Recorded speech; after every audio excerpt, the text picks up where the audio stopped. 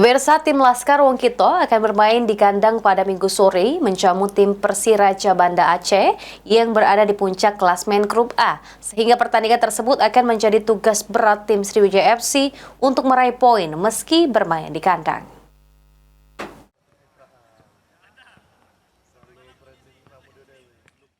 Tim Laskar Wongkito akan menjamu tim Persiraja Banda Aceh di putaran kedua Grup A kompetisi Liga 2 musim 2024-2025 pada hari Minggu 1 Desember pukul 15.30 di Stadion Gelora Jakabaring Sport City, Palembang.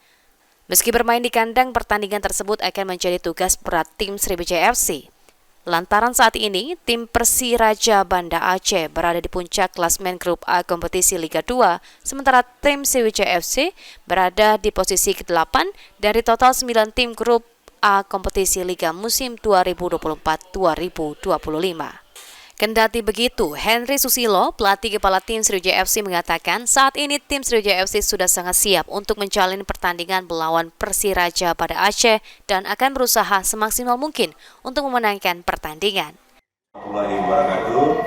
Sampai saat ini tim Sriwijaya sudah siap untuk melakukan pertandingan besok melawan Persiraja.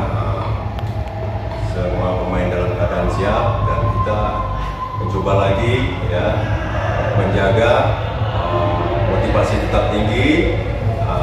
Kami juga akan berusaha semaksimal mungkin untuk memenangkan match ini. Egi Saputra, PAL TV.